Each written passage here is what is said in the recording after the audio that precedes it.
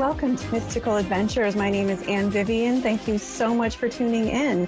I'm excited to share with you the interview with my friend and colleague, Roslyn Carrier-Brault, in the show today.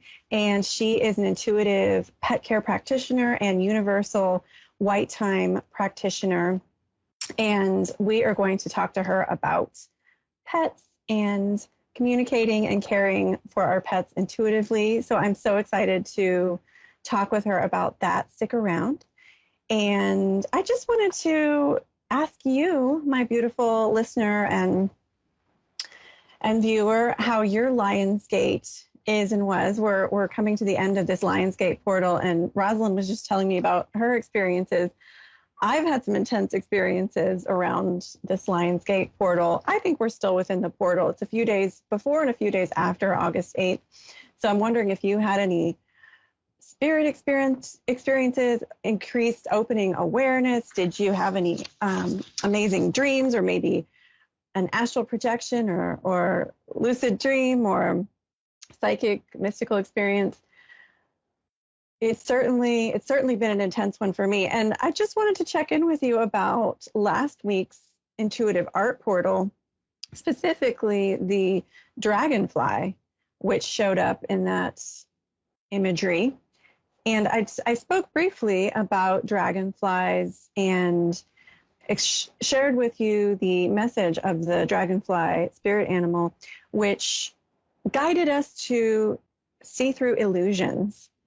And the dragonfly is about seeing past illusions. It gives us the opportunity to become more aware of illusions and see beneath the surface. So this Lionsgate, I have to tell you, dragonfly was all over me.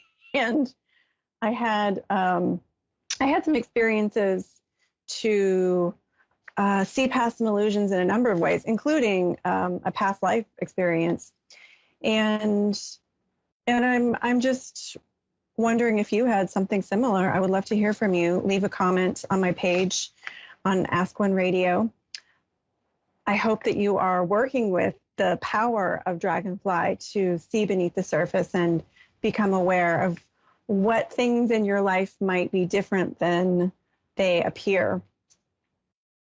I am going to just pull one tarot card and share with you the Spirit Helper message of the week, and then we will get to Roslyn. I can't wait. All right, so I like to pull just one card for guidance for us, my entire audience, for this week. Got the Eight of Pentacles. The Eight of Pentacles is about hard work. It's about refining your craft, and it can be about craftsmanship. I feel this week the Eight of Pentacles is guiding us to nose to the grindstone, to work through any maybe insecurities or challenges or obstacles maybe some of us are feeling in the work week or with our various projects, and to push through these obstacles by just, it's like there's no way out but through. Align yourself with your goal and keep your eye on the prize. Don't worry if right now you might be experiencing some setbacks in your goals, your work, your projects. And I'm going to share with you the Spirit Helper of the week who can push through. It's actually a spirit, animal spirit, that is associated with stamina, confidence, intuition. Who am I talking about but rhinoceros, spirit animal, went ahead and floated into my meditation. Well, didn't float in, that's more of a stomping. Stomped right in, lovingly stomped into my meditation. And I am going to share the message from this week's Spirit Helper. Every week I tune in to the inner planes and ask for a heart-centered animal. Of course, this week it's an animal because we have an animal training and care practitioner on the show, intuitive animal practitioner. I open myself every week to a heart-centered angel, star being, ascended master, animal spirit, plant spirit, to bestow us with guidance for the week ahead. So here's the guidance for the week ahead from the beautiful rhinoceros spirit animal. And before I read it, I do want to remind you that the horn, or just educate you maybe, the horn of the rhinoceros is very symbolic and powerfully symbolic of heightened intuition and awareness, that we've got some third eye chakra and third eye chakra area horns going on, maybe some nasal horns as well. And this is very symbolic of intuition and your higher awareness. Rhinoceros is great for grounding, for confidence, for stability. So here's the message that came through. I come in peace and I prefer not to fight. I'm able to hold those who are against me at bay, though it may not be apparent that in my mind and in my heart, I'm a harbinger of peace, and I prefer more sophisticated ways of resolving conflicts. I teach you how to trust your instincts, rely on your intuition, and understand the tactics of what it is you aim to accomplish before you begin. I help you to slow down and think before you act. Allow your will to shine brightly and understand the truth of the situation before acting. Thank you, beautiful rhinoceros spirit animal. And I wonder if Roslyn has something to say about that message having to do with intuition and animals. So I want to introduce my beautiful guest who's going to be on this show today. Her name is Roslyn Carrier-Brault, and she owns a beautiful wellness center called Braultree Wellness Center. She is a universal white time healing practitioner, and she offers crystal healing sessions and universal white time healing with people and their pets. She is an intuitive pet care practitioner and animal trainer. She has over 30 years of experience as an animal trainer, and this all started with her own cats and dogs and birds. She solidified her skills as a positive dog trainer with Our Companions Canine College program. She also holds a master's degree in the social sciences from Wesleyan University and a bachelor's in photography and studio arts. I also have a bachelor's in studio arts, so we're kindred spirits in that way. And she's an excellent artist. I strongly suggest you check out her work. She is a Reiki trainer and master. She's a universal white time crystal healer, grief and bereavement support for pets and pet illness. And she brings positive healing energies into all of her good works. She's the owner, as I said, of the co-owner and co-founder of the Braultree Wellness Center with her husband, William Brault. And that's over here in Higganum, Connecticut. And Roslyn and I are actually going to be doing a pet communication workshop in October. So you heard it first here. Check that out. I'm going to be posting more about that, details to follow.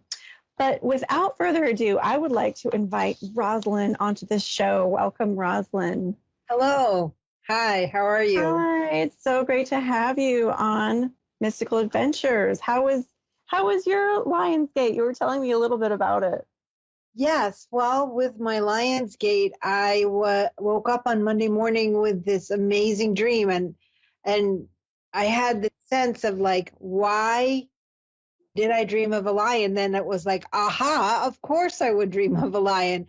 But it was a magical experience in that I opened a door, a huge lion head jumped at me. I scream in petrification of my life.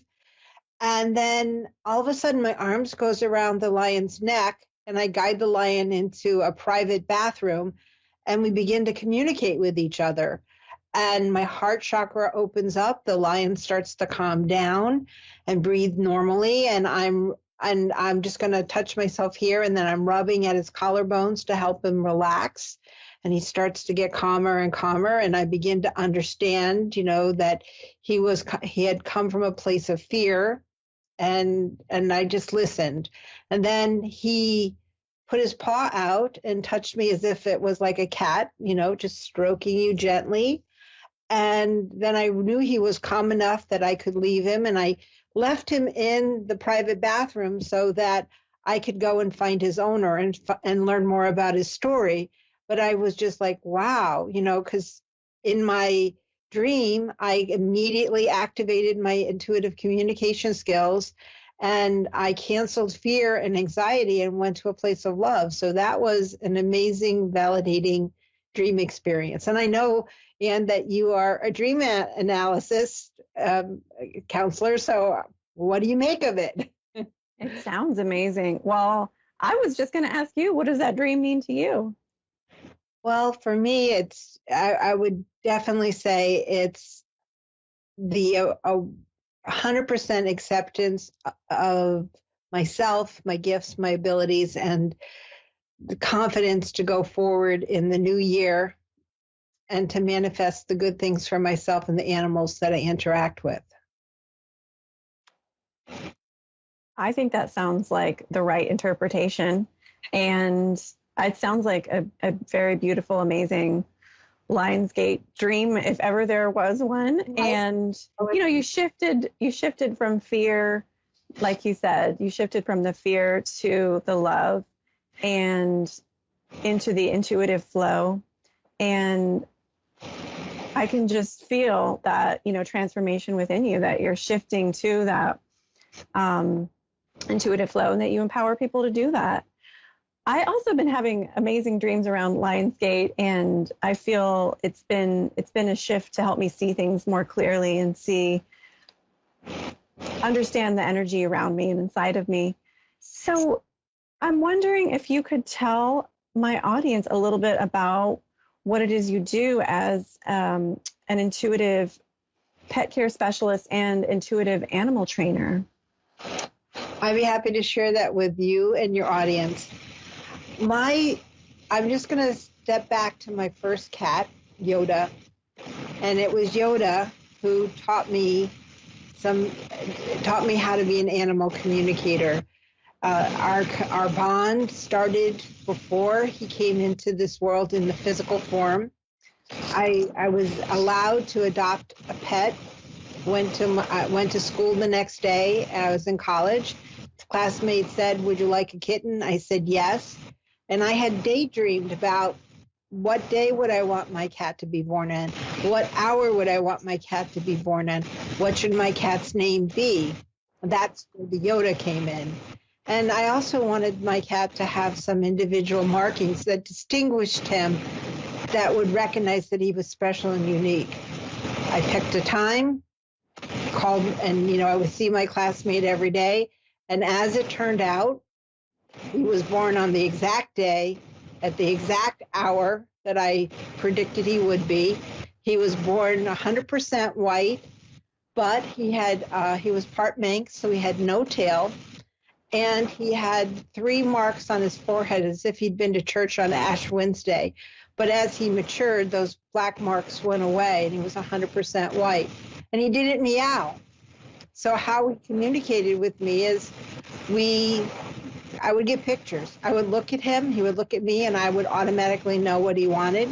On the rare occasions when he did meow, I knew it was a very critical, pay attention to what he's asking for. But I didn't realize when I was living with my Yoda cat that there was anything abnormal about it, because as a child, I've always had this intuitive gift and ability. And it just seemed very symbiotic. And it wasn't until years later when I started to study dog training, when I had my first dog as an adult, that I began to realize that was a unique skill and ability. And then when I retired from my administrative position at Wesleyan University, I then went on to establish Intuitive Pet Care and Training, LLC, which is now folded into Brault Tree Wellness Center. And that was where I began to see that I communicate with animals, but it comes from my heart chakra. It's not as if I can tell you everything that ever happened to the animal. I'm more like, it's a combination of being an animal behaviorist. I go to someone's home who calls me, their dog is having issues, behavior problems. I meet with their dog. and you can send me a photo. I can kind of figure things out as long as I can see your pet's eyes. And the animal, I start communicating before I'm there. They know I'm coming. And most owners go like, I can't believe my dog is so relaxed with you. They lie down at my feet. They want my attention because we've already built a psychic connection before I've arrived. And I ask them to show me signs that they're willing to cooperate with the training that we need to do. And when I see that happen, then I know that I can help them. And then in most cases, you'll probably laugh at this, it's not the dog that's having a problem. The behavior problem is really rooted more in the owner of the pet not understanding how to communicate with their dogs. I'm not laughing at that. I think that it's like being intuitively, it makes so much sense. Yeah. And I believe you, Roslyn. I believe you. I'm curious about you said you communicate through pictures. So is it like a clairvoyant? You get pictures of what the animal's trying to communicate, like pictures in your mind? I listen to the owner of the animal, telling me their name, telling me their problems. I look at the picture and I begin to it's almost as if I'm looking either from the vantage point of the animal out into their world or the person that's telling me the story. It kind of goes back and forth between those two dynamics. And it's as if I'm the proverbial fly on the wall. I'm witnessing what's going on. And then I internalize it into my heart, into my dantian, and then I start to have these like ideas. Yeah. I have a lot of angels that work with me, and also my pets that are on the other side. They'll come forth and they'll say, hey, remember when I had this problem? That's what's going on with this dog. So it's not like, you know how some people can talk to spirits on the other side. It's more like my former pets who are in heaven. Yeah. Tell me what to say. That's more to me like pet mediumship. You've got mediumship going on with your deceased animal companions, and they are relaying to you the messages that will help the animal and human client before you. It sounds like this beautiful mixture. You're so talented of being able to use your pet training, pet behavior skills, animal behavior skills, and analytic training and abilities, clairvoyance maybe with the pictures, getting pictures in your mind and ideas that come to you, and bringing it into your heart center. I love how you describe that. And it's such a great intuitive development tool for people to visualize bringing something to their heart when they're tuning into their intuition. So I love that you shared that. And then you also have the beautiful communication with your deceased pets that are giving you messages. I think that's absolutely amazing. And speaking of rhinoceroses, guidance to us to trust our instincts, animals are so intuitive. They're so much more instinctual and so much less analytical than humans. And they are great in general for helping us to tap into our own instincts and intuition. And I find that it's very easy to communicate with an animal in the sense that they pick up what I'm sending them very easily and very quickly, in my experience, when it comes to things like telepathy. I was telling a friend the other day, I'm pretty good at spider communication. If I have a big spider in my home, I don't like to kill spiders. I usually, what I try and do is ask the spider to leave, and I have a pretty good success rate. They usually leave so that I don't have to, resort to something else. But I totally, am excited about animal communication, and I know that's it's multi-layered with you, Roslyn, which I think is so cool. You've got the training and the different modalities that you integrate. So we just have a few minutes to talk about. I know you wanted to share with my audience some advice for if their pet is afraid during, their dog perhaps is afraid during thunderstorms. Some advice for how to communicate and help that dog. For giving me time to share this. Our instincts as human when we see someone in pain or suffering is to go over and touch them, which is absolutely the wrong thing to do for an animal, especially a dog. If you touch an animal when they are hypercharged and fearful, that touch sends the signal into their muscular and psyche nervous system that they are doing the right thing, that this is what they're supposed to do. And you'll notice that the next time they're in that fearful situation, they get there faster and they stay there longer until it's just their absolutely go-to thing.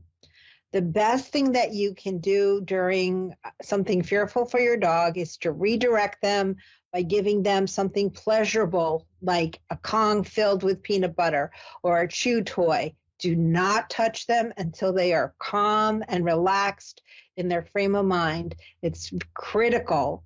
What you can be doing is sit down, start breathing, taking deep breaths, and you stay calm. Your dog will mirror you. They look to us to be their guides.